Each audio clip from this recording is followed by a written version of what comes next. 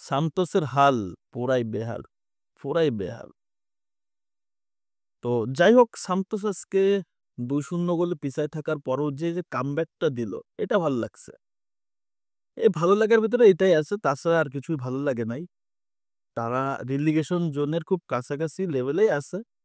দেখেন, 20 নাম্বার দলের এগনেস্টে যখন আপনি ড্র করবেন, তাহলে বুঝেই নেন যে এই লিগে আপনাদের অবস্থানটা কোথায়। আদৌ কি সান্তোস এই যে ব্রাজিল সিরিয়াতে খেলার যোগ্যতা রাখে? এই মুহূর্তে যে দল তাদের, আমার কাছে মনে হয় না যে আসলে রাখে। এই ম্যাচের আসলে কি বলবো, প্রত্যেকটা প্লেয়ারকে দেখলে মনে হয় যে তাদেরকে জোর করে মাঠে নামা দিচ্ছে, জোর করে ধাক্কা দিয়ে না, তোকে নামতেই হবে।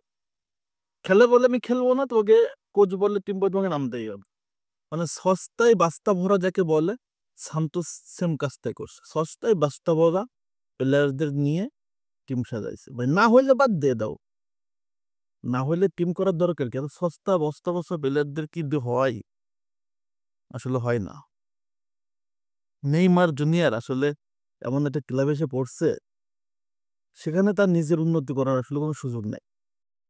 তাকেই বল বানায় দিতে হয়, তাকেই আবার গোল করতে হবে, তাকে আবার ক্লিয়ারেন্স করতে হবে, মিড কন্ট্রোল করতে হবে। একটা প্লেয়ারের ভিতরে একটা প্লেয়ার দরকার হচ্ছে, নেইমারের এই মুহূর্তে দরকার হচ্ছে প্রেশার লেস ফুটবল খেলা। বাট সান্তোসে খেলে তাকে প্রেশার নিয়ে খেলতে হচ্ছে, ফুল প্রেশারে। এটা তো করলে তো সে চুনা খেয়ে যাবে। যাও, কাম টু দ্য পয়েন্ট।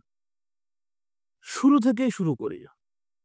ব্রাজিলের সান্তোসের এই গোলকিপার ব্রাজাও প্রথমেই 4 মিনিটে যে ব্লিন্ডারটা করলো, এটা কোনোভাবেই এক্সপেক্টেড না, কোনোভাবেই না। এমনিতে তাদের দলের অবস্থা খুব বাজে, সে বলটা পাস দিবে তার প্লেয়ারদের কাছে, কি শটটা দিল, একটা লিডিং ইরোর করে ফেললো। বলটা 4 মিনিটে গোল খেয়ে গেল। 2টা গোল খাইছে সান্তোস আজকে, 2টা গোলের একটা গোল হওয়ার কথা না। সান্তোস এই ম্যাচটা জিতে, কিন্তু এই যে বললাম তাদেরকে ধাক্কা দিয়ে নামা দিছে মাঠে, জোর করে নামা দিছে। ব্রাজাও এই বলটা তাকে ক্লিয়ার করতে হবে, তাদের প্লেয়ারের কাছে দিতে হবে। কেন ভাই প্রতিপক্ষ প্লেয়ারের কাছে যাবে বল? এটা ভুল, ঠিক আছে, কিন্তু এই ভুল কেন করতে হবে? সতর্ক থাকতে হবে না। মেজাজটা এমনিতে খারাপ লাগে না। তারপরের যে গোলটা, সেটা হচ্ছে একটা ওন গোল। যার পায়ে লেগে বলটা ঢুকছে সে আবার গোলকিপারের সাথে চিল্লাই, সে নিজে ভালো করে ট্যাকেল করতে পারে নাই, আবার গোলকিপারের উপর রাগ ঝাড়, বোঝেন কাণ্ড।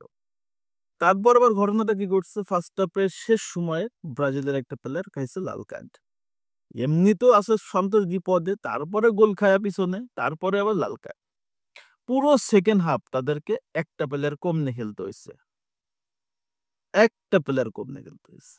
তো শেষ পর্যন্ত তারা 2-2 গোলে ড্র করছে। এটা হচ্ছে এই ম্যাচের আসলে ভাগ্য, এই ম্যাচে আসলে তাদের প্রাপ্তি, এবং সবচেয়ে আমাদের প্রাপ্তি, আমরা বা আমাদের বা নেইমার ভক্তদের প্রাপ্তিটা কি জানেন? সেটা হচ্ছে যে এই ম্যাচ শেষে নেইমার সুস্থভাবে মাঠ ছাড়ছে, এটা হচ্ছে আমাদের প্রাপ্তি।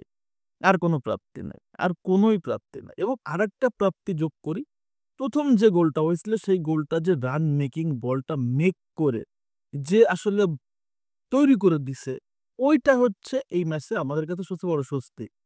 তাছাড়া কোনো এই ম্যাচ জুড়ে আপনি ফুল হতাশ। ফার্স্ট হাফ দেখে অনেকে ঘুমাই গেছে আমি নিশ্চিত। এবং এই ম্যাচ, এরকম বাজে ম্যাচ ভাল লাগে না, সত্যি ভাল লাগে না। সান্তোসে নেইমার জুনিয়র এত মানে সাপোর্টহীন ভাবে খেলতেছে, এটা ভাল লাগে না। তো দিন শেষে নেইমার জুনিয়রেরই আসলে আমার কাছে মনে হয় না পারফরমেন্সে কোনো উন্নতি ঘটতেছে।